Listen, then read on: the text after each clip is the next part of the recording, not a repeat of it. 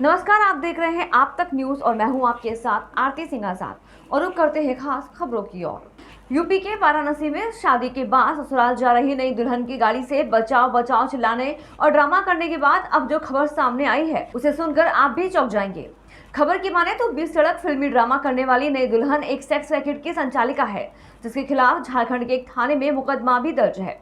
और अब बड़ी मशक्कत के बाद संचालिका झारखंड पुलिस के हत्थे चढ़ी है। दरअसल शुक्रवार को कपसेठी थाना क्षेत्र के वाराणसी भदोही मार्ग पर शादी के बाद ससुराल जा रही दुल्हन ने बीच सड़क पर ड्रामा किया था। बताया जा रहा था कि दुल्हन बनी यह महिला कोई ठग है, लेकिन जो नया अपडेट मिला है उसने सबको हैरानी में डाल दिया है। इस मामले को लेकर झारखंड के बागमारा थाने के सब इंस्पेक्टर प्रमोद कुमार एवं आरक्षी पंकज कुमार ने बताया कि सेक्स रैकेट चलाने वाली महिला और उसके पति सोएब अंसारी, बड़े बेटे तथा 2 अन्य लोगों के खिलाफ थाने में धारा 366, 376, 3/5 के तहत मुकदमा दर्ज है। पुलिस के अनुसार ये लोग काफी दिनों से फरार चल रहे हैं। पुलिस ने बताया कि आरोपी महिला अपने घर पर लड़कियों को लाकर सेक्स रैकेट चलाती थी। इतना ही नहीं, लड़की उन लड़कियों को बेच भी देती थी। वाराणसी में हुई शादी को लेकर सब इंस्पेक्टर प्रमोद कुमार ने बताया कि यह महिला की 10वीं शादी थी। महिला शादी का झांसा देकर लोगों को ठगती थी, लेकिन अब महिला खुद ही अपने बिछाए जाल में फंस गई है। लोकतंत्र की यह खूबसूरती ही है कि पति मनरेगा मजदूर है, लेकिन पत्नी को क्षेत्र पंचायत प्रमुख का ताज मिल गया है। धनबल एवं बाहुबल के दौर में भी बहराइच के पयागपुर ब्लॉक के क्षेत्र पंचायत सदस्यों ने जिस गीता देवी के पक्ष में जनादेश दिया है, वह पहली बार बीडीसी सदस्य निर्वाचित हुई हैं। उनका सपना क्षेत्र के अत्यंत पिछड़े इलाके में सड़कों का जाल बिछाकर लोगों के लिए विकास के रास्ते सुगम बनाना है। बेलवा पदुम गाँव निवासी गीता देवी के पति पवन कुमार मनरेगा जॉब कार्ड धारक है। अनुसूचित जाति के पवन कुमार मजदूरी व थोड़ी सी खेती पर गुजर बसर करते हैं। उनका घर कुछ पक्का तो कुछ घास फूस और टेन शेड का है। ऐसे में उनके लिए ब्लॉक प्रमुख की कुर्सी का सपना देखना भी मुश्किल था, लेकिन भाग्य को कुछ और ही मंजूर था। त्रिस्तरीय आरक्षण व्यवस्था के चलते बेलवा पदुम कमाल 17 सीट अनुसूचित महिला के लिए आरक्षित हो गई। इंटर तक शिक्षित गीता देवी ने चुनाव लड़ने का फैसला किया। उनकी शिक्षा और विनम्रता लोगों को भी रास आई और यह निर्विरोध बीडीसी सदस्य चुन ली गई। संयोग से ब्लॉक प्रमुख की कुर्सी भी अनुसूचित जाति के लिए आरक्षित हो गई है। ऐसे में भाजपा ने अनुसूचित वर्ग की शिक्षित एवं पार्टी के प्रति निष्ठावान महिला कार्यकर्ता की तलाश शुरू की, तो जिला पंचायत सदस्य समय प्रसाद मिश्र ने 40 वर्षीय गीता देवी का नाम आगे बढ़ाया। भाजपा जिलाध्यक्ष सहित प्रदेश नेतृत्व को भी उनका नाम पसंद आ गया और पार्टी ने उन्हें उम्मीदवार घोषित कर दिया। यहाँ एक और उम्मीदवार कुसुमा देवी मैदान में थी, लेकिन उन्हें मैदान से हटाकर निर्विरोध प्रमुख बनाने में समय प्रसाद के साथ ही क्षेत्रीय विधायक सुभाष त्रिपाठी एवं पूर्व विधान परिषद सदस्य अरुणवीर दक्षिया ने अहम भूमिका निभाई। अब प्रमुख निर्वाचित गीता देवी भाजपा के सिद्धांत सबका साथ सबका विकास के नारे को साकार करने के लिए खुद को संकल्पबद्ध बताती हैं। सहयोग के लिए भाजपा नेताओं का आभार जताने के साथ ही गाँव में नाली खंडजा और स्कूल को प्राथमिकता देने की बात भी कहती है। रामपुर पुलिस ने अवैध असला फैक्ट्री पकड़ी, जिसमें भारी मात्रा में अवैध राइफल और तमंचे बरामद किए हैं। ये फैक्ट्री एक जंगल में चल रही थी। मुखबिर की सूचना पर पुलिस ने छापामार कार्रवाई की, जिसमें 4 लोगों को पुलिस ने गिरफ्तार किया है। एक अभियुक्त पुलिस को चकमा देकर फरार हुआ। इस मामले पर पुलिस ने संबंधित धाराओं में मुकदमा दर्ज कर गिरफ्तार 4 आरोपियों को जेल भेज दिया है। जनपद रामपुर के थाना बिलासपुर पुलिस को मुखबिर द्वारा सूचना मिली कि सूचना के आधार पर ग्राम धनोरा मोड़ पर चेकिंग के दौरान उस्मान तथा दलजीत सिंह को एक अदद नाजायज तमंचा 315 बोर के साथ गिरफ्तार किया गया तथा दोनों अभियुक्त गण ने तमंचों के बारे में बताया कि ये तमंचे इंडिया वन के जंगल में चल रही फैक्ट्री से 5-5 हजार रुपए में खरीद कर लाए हैं। पुलिस द्वारा दोनों अभियुक्त गणों के बताए गए स्थान इंडिया वन ग्राम मशवरगंज पर जाकर देखा तो 3 व्यक्ति अवैध शस्त्र फैक्ट्री चलाकर अवैध शस्त्रों का निर्माण कर रहे थे। पुलिस द्वारा मौके से इशाक अहमद व अवतार सिंह को गिरफ्तार कर लिया गया तथा अभियुक्त जनरल सिंह मौके से फरार हो गया। पकड़े गए 4 अभियुक्तों से भारी मात्रा में अवैध राइफल और अवैध तमंचा, भारी मात्रा में जिंदा कारतूस और तमंचे बनाने के उपकरण बरामद हुए हैं। गिरफ्तार अभियुक्तों को जेल भेज दिया है और फरार अभियुक्त को जल्द ही गिरफ्तार किया जाएगा। आज थाना बिलासपुर पुलिस ने मुखबिर की सूचना पर चेकिंग के दौरान 2 व्यक्तियों को पकड़ा, जिनके नाम उस्मान और दलजीत सिंह है। उन दोनों के पास एक तमंचा बरामद हुआ। पूछताछ करने पर उनके द्वारा बताया गया कि उनके द्वारा ये तमंचे पास में चल रही डंडिया जंगल में एक फैक्ट्री से, जो नाजायज़ फैक्ट्री है, वहाँ से खरीद कर लाए गए हैं।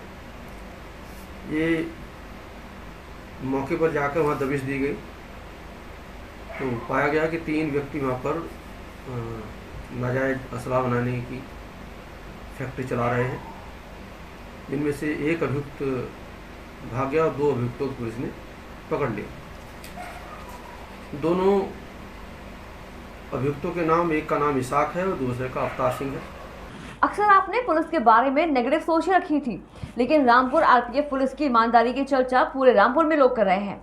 रामपुर आरपीएफ पुलिस ने एक महिला के 6.5 लाख रुपए नगद और 1 लाख की ज्वेलरी का भरा बैग जो ट्रेन में छूट गया था, वो महिला को सुपुर्द किया।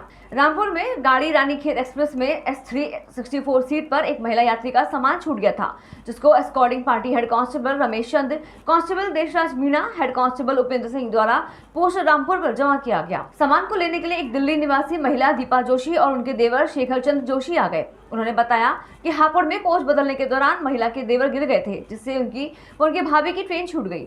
जब आरपीएफ ने सामान चेक कराया तो उसमें एक सोने का मंगलसूत्र, एक जोड़ा कान के टॉप से कीमत लगभग 1 लाख रुपए तथा 6.5 लाख रुपए नगद थे। वहीं इस मामले पर हमने आरपीएफ इंचार्ज राकेश कुमार यादव से बात की तो उन्होंने बताया कि दीपा जी अपने देवर के साथ दिल्ली कैंट से काठ गोदाम जा रही थी। इनके देवर जनरल कोच में थे, जिनको यह स्लीपर कोच में चेंज करा रही थी। उनका सामान लेने के लिए यह हापुड़ में उतरी। इस दौरान उनके देवर गिर गए और सामान कोच में ही रह गया और गाड़ी चल दी, जिसकी वजह से यह हापुड़ स्टेशन पर उतर गई। इन्होंने वहां पर आरपीएफ हापुड़ से संपर्क किया। उन्होंने रामपुर हमारी टीम से संपर्क किया। उनका सामान S3 कोच में सीट नंबर 64 पर रखा था। उस सामान को स्टाफ ने अपने सुपुर्दगी में ले लिया। उसके बाद उन्होंने महिला को मैसेज कर दिया कि उनका सामान सुरक्षित है और वे रामपुर से आकर ले सकती हैं। उनके सामान में 6.5 लाख रुपए नगद थे, लगभग 1 लाख रुपए की ज्वेलरी थी। उसके अलावा उनके कपड़े थे जो महिला को लौटा दिया है।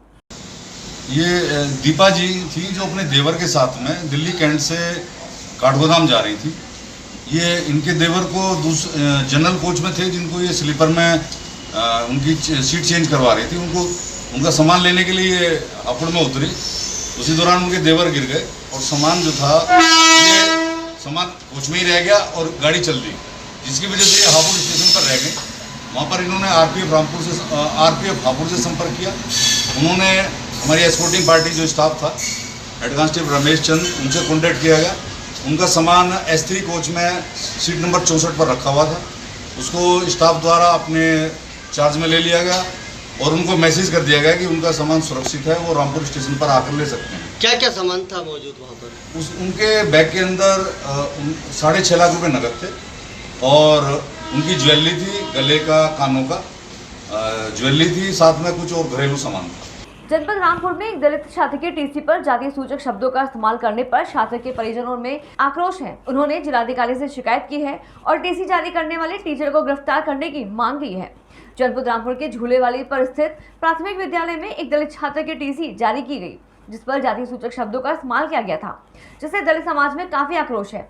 उन्होंने इस बात की शिकायत जिलाधिकारी से की और टीचर की गिरफ्तारी की मांग की है। वहीं इस मामले पर हमने छात्र के पिता गुरदीन से बात की तो उन्होंने बताया कि मेरा लड़का 5वीं की टीसी लेकर आया तो देखा उसमें वाल्मीकि की बजाय भंगी लिखा हुआ है, पर हमारा काम सफाई कर्मचारी है, उसकी जगह वहाँ लिखा है नाली निकालने वाला। छात्र के पिता ने कहा कि वे स्कूल में मैडम के पास गए थे तो वह और उल्टा हमारे ऊपर चढ़ गई।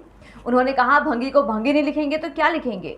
वहीं इस मामले पर हमने जिलाधिकारी रविंद्र कुमार मादड़ से बात की तो उन्होंने बताया कि एक व्यक्ति मुझसे मिले थे और उनकी शिकायत थी कि उनके पुत्र की जो टीसी जारी की है उस पर वाल्मीकि ना करके गलत शब्द का इस्तेमाल किया है। उस संबंध में मैंने संबंधित टीचर को यहाँ बुलाया था, वह सारे दस्तावेज लेकर यहाँ आए थे। उन्होंने कहा एडमिशन रजिस्टर में उनका जो जाति का नाम है, जो व्यवसाय लिखा हुआ था, वह टीसी में लिखा है।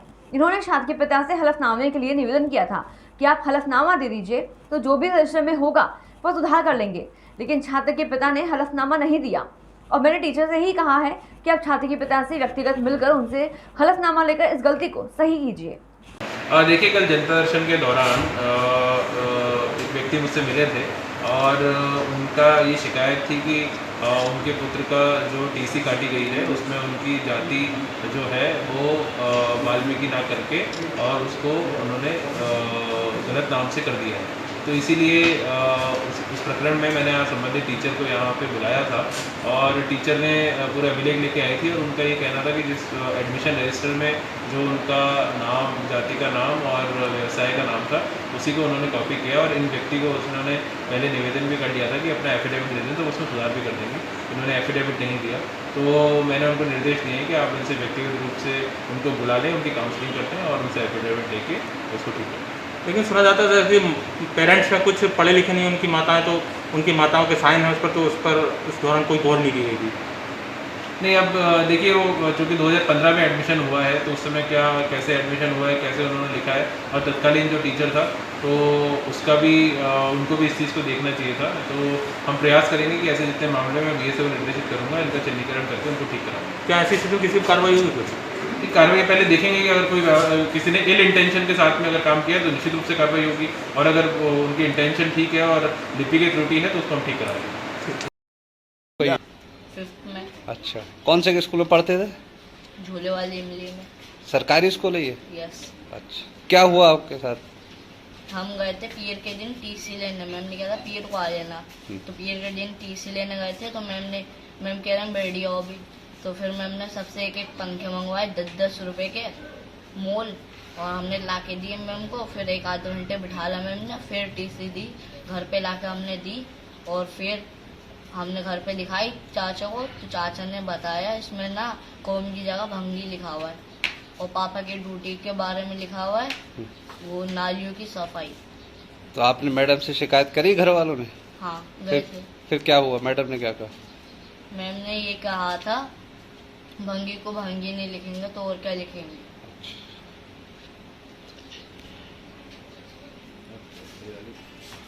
बताइए आप, हम क्या करेंगे? आप छोटों के साथ ऐसा करेंगे तो बड़ों के साथ फिर कैसा करेंगे?